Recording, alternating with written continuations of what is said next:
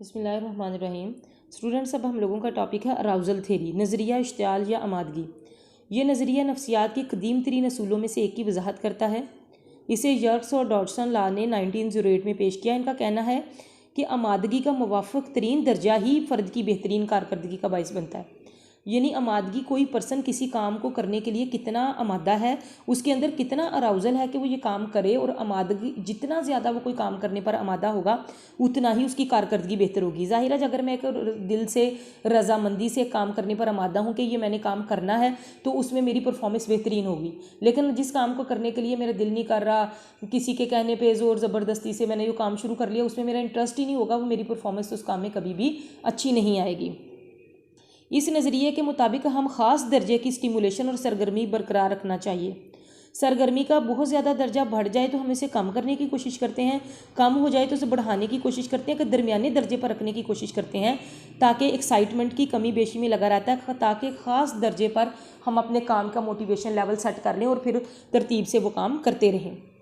पेचीदा अफ़ाल की बजाय सादा अफ़ाल की अदायगी में आला दर्जे की मुहरकाती आमादगी अच्छे नताइज पैदा करती है। पेचीदा काम करने की बजाय अगर सादा किस्म के काम हैं, लेकिन मेंटली हम उस चीज़ में इन्वॉल्व होकर काम करते हैं, हमारी मुहरकाती मोटिवेशनल उसमें अराउज़ल है, हमें खुद आमादा है वो काम करने पर, तो ये अच्छे नताइज पैदा करती है।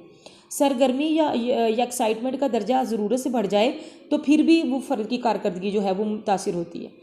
अफ़ाल चाहे काम चाहे वो सादा हों चाहे पेचीदा हों, लेकिन डिस्ट्रैक्शन का बाइस जो है ना, वो इश्तवाल जो है ना, बीच में इश्ताल आ जाना, गुस्सा आ जाना, हद से चीज़ बढ़ जाना, वो चीज़ डिस्ट्रैक्शन का बाइस बनती है।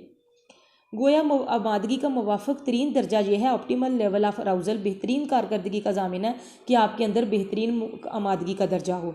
इसकी मिसाल इम्तहान के दौरान होने वाली तशवीश से दी जा सकती है। तशवीश का दर्जा मुनासिब हद से बढ़ जाए, एंजाइटी यानी हद से ज़्यादा बढ़ जाए कि पता नहीं अब क्या होगा पेपर में, तो हमें जो आता भी होता है वो भूल जाता है। और एंजाइटी अगर बिल्कुल कम हो जाए तो फिर तो हम अपने टेस्ट की तैयारी नहीं करेंगे। तो दरमियाने दर्जे की एंजाइटी रहे कि हमें ये भी लगा रहे कि मैं फटाफट अपना काम पूरा कर लूँ, मैं अपना पढ़ लूँ, और ये भी लगा रहे कि जो मुझे आता है वो मैं प्रेजेंट भी कर सकूँ।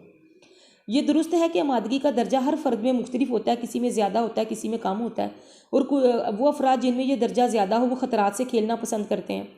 मसलन पहाड़ों पर चढ़ना, हवाई जहाज़ से पैराशूट के ज़रिए हवा में उतरना, ऐसे लोगों को थ्रिल सीकिंग पर्सनैलिटी भी कहा जाता है। अगर इस जज्बे को तमीरी कामों के अलावा तकरीबी कामों में मोड़ दिया जाए तो फिर उसका मनफी रुख भी देखने में आ जाता है। ऐसे लोग उस सोसाइटी को, मुल्क को, कौमों को बहुत बड़े बड़े नुकसान फिर पहुंचा देते हैं। उसके बाद है नज़रिया जज़ा इंसेंटिव थेरी। इस नज़रिए की रूह से किरदार की वजाहत करते हुए कहा जाता है कि किसी भी किरदार की वजह हमेशा अंदरूनी ज़रूरत नहीं होती। ये नहीं होता कि अगर किसी पर्सन का दिल कर रहा है या वो अंदरूनी तौर पे मुतासर है किसी काम से तो वो काम करेगा। हमेशा अंदरूनी ज़रूरत की तस्कीन नहीं करता, बल्कि इसके खारजी अवामिल भी उसको इस चीज़ पर लेकर आते हैं कि वो कोई काम करे। इंसेंटिव और एक्सटर्नल कॉजेज़ डायरेक्ट और एनर्जाइज्ड बिहेवियर। जो हमारे खारजी माहौल हैं या खारजी माहौल में जो एनर्जी है, वो हमारे जो एक्सटर्नल जो है वो वजूहात हैं, वो हमें मोटिवेट करती हैं कि हम कोई काम करें। दावत में बेहतरीन खाना खाने के बाद इंतहाई शीरीं और खुशगवार मिठाई आ जाए तो खाने की रुग़बत पैदा नहीं होगी, क्योंकि भूख नहीं है, लेकिन इसके बावजूद लोग उसको टेस्ट कर लेते हैं, चख लेते हैं, खा लेते हैं। तो ये इसका मतलब अंदरूनी ज़रूरत नहीं है, बल्कि ये एक इंसेंटिव है कि इनाम के तौर पर या खुशी के तौर पर थोड़ा सा आपने उसको ले लिया। इस नज़रिए से वाज़ेह होता है कि अंदरूनी ज़रूरियात के बगैर भी किरदार पैदा हो जाता है। ज़रूरी नहीं होता कि हमारे अंदर से कोई तहरीक उभरती है। कई दफ़ा एक्सटर्नल एनवायरनमेंट में कोई बात ऐसी हो जाती है, कोई काम ऐसा करना पड़ जाता है कि वो इंसान ना चाहते हुए भी वो काम कर जाता है। दोनों नज़रियात को पुल एंड पुश के तसव्वुर से वाज़ेह किया जा सकता है। ड्राइव रिडक्शन थ्योरी के मुताबिक फ़र्द मुहर्रक जो मोटिवेशन होता है अंदर से पुश करता है, मकसद की तरफ लेकर आता है, जबकि इंसेंटिव थ्योरी जो है वो फ़र्द को बाहर से पुल करती है और उससे वो काम करवा लेती है। ग्रासमैन का नज़रिया। ग्रासमैन ने 1967 में मुहरकात की दो इकसाम हैं, तवाज़नी मुहरकात और गैर तवाज़नी मुहरकात जो हैं उसने कही। इंसानी दिमाग में एक हिस्सा होता है जिसे हम हाइपोथैलेमस कहते हैं, जो ज़ीरी अरशा होता है। ये बॉडी में बैलेंस जो है वो तवाज़न बरकरार रखने का काम करता है। इसकी बदौलत इंसान बदन में अपनी बेहतरीन और सही हालत में काम करता है, यानी वो उसका मुवाफिक तरीन है कि इंसान होमोस्टेटस पे यानी वो तवाज़न में आ जाता है। ग्रासमैन का कहना है कि कुछ जो होमोस्टेटिक कहलाते हैं, कुछ गैर तवाज़नी नॉन होमोस्टेटिक भी काम होते हैं। तवाज़नी ज़रूरियात खुदकार तरीके से पैदा होती हैं और पूरी हो जाती हैं। जबकि गैर तवाज़नी मुहर्रकात बैरूनी वाक़यात से शुरू होते हैं, जिनके मुहीज या मुहीजाती अशारा का लफ्ज़ क्यों इस्तेमाल होता है, नहीं बाहर कोई क्यों मिलता है हम, जिसकी वजह से कोई स्ट्रेस मिलता है, कोई काम इस तरह का, कोई बात इस तरह की सुननी स्ट्रेस करके हमारी बॉडी को जो है वो इम्बैलेंस कर देती है। तो ये दोनों तरह के मुहर्रकात में उज़वियाती कारकर्दगी जो है वो मुख्तलिफ होती है। अब हमारी जो लास्ट थेरी है दैट इज़ रॉजर्स थेरी।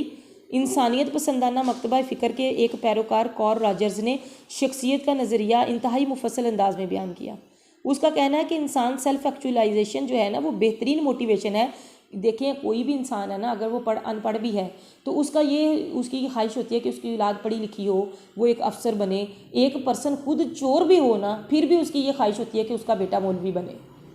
कोई इंसान अपनी औलाद को बुरा नहीं बनाना चाहता, खुद वो जिस तरह के हालात में से मर्जी गुजर जाए, लेकिन वो कहता है उसके बच्चों को कोई गर्म हवा भी ना लगे, वो सुकून से रहें, उनके लिए अच्छे तरीके से वो कमाए, उनकी ज़रूरतें पूरी कर सके, घर वालों की, बच्चों की, और उनकी ख्वाहिशात पूरी कर सके।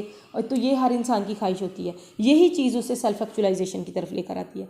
मस्बत कदर ज़ात की ज़रूरत और तकमील ज़ात की ज़रूरत। वकूफ़ी माहिरीन का कहना है कि मुहर्रकात के बारे में हमारा ज़ाती रवैया बड़ा अहम होता है। इसकी रोशनी में हम दूसरों के किरदार की वजूहात तलाश करते हैं। जैसा हमारा अपना बिहेवियर होता है ना, हम दूसरे को भी वैसा ही समझते हैं। मुहर्रकात के मुख्तलिफ नज़रियात का मुताला करने से अंदाज़ा होता है कि ये नज़रियात एक दूसरे की तरदीद नहीं करते बल्कि तकमील करते हैं एक दूसरे की। इंसानी किरदार की पेचीदगी को समझने के लिए मुख्तलिफ नज़रियात का बैक वक्त इस्तेमाल आसानी पैदा कर देता है।